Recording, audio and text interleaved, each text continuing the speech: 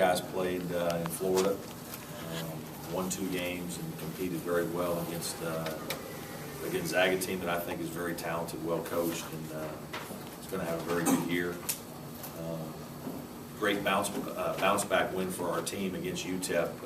It's such a short turnaround. Didn't get back to the hotel till almost 1, and then had a game at 5:30, and a team that plays a lot of different defenses. I thought our guys, we kept a simple game plan, but I thought they really executed it well, and we shot it well, so that was helpful in that game. And then the Marist game was a little bit different, but credit our guys for finding a way to win through a little bit of adversity there in the middle part of the game. Again, good to see a lot of different guys get opportunities to play. Different guys made some shots, made some plays, and now we step into a very difficult couple of weeks here with games against very good teams, starting off with Purdue, a team that, in my mind, in some ways is a mirror image of us.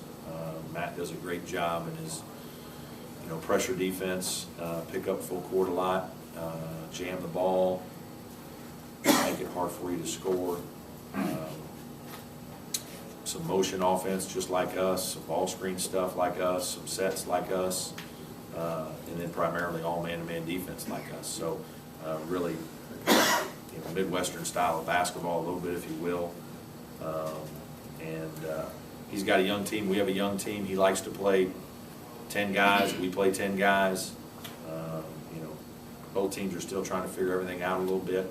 They're a little bigger than we are. But should be a very good game on Wednesday. How much did you learn about your team in Orlando, or was it too small of a sample size to really make any kind of judgments? I don't know if there was anything, different than what I expected. I was certainly pleased with our ability to defend in 3 straight games, and certainly in the game against Gonzaga, it was very talented. I thought our guys defended at a very high level. I thought we were really locked in, competed exceptionally hard. And so that was good. I knew that offensively at times we were going to be struggle, and that happened. We played a slower tempo game against Gonzaga because we just didn't want to get up and down with them. We probably could have scored a few more points had we pushed the ball in transition on some misses, but I'm sure they would have scored more too because it would have led to a faster paced game, and just didn't want to get into that kind of game with them. We tried to push it a little more in some of the other games. We weren't very successful against Marist. We got the ball into good positions, especially in the first half, and didn't score. I think we held them 1 for 13 in their first 13 shots, and we were only ahead 8-4, which is a little disappointing because we should have had a much bigger lead. So there's still some execution things and finishing that we need to do. I thought our quality of shots was pretty good throughout the tournament. We didn't shoot as well in a couple of the games, and certainly we shot above ourselves in the UTEP game. Brandon says here in the game notes that both you and Coach Painter are regarded as 2 of the top X's and O's coaches in the game. Are you? Who wrote that? His mom or mine? Are you looking forward to the chess match with them?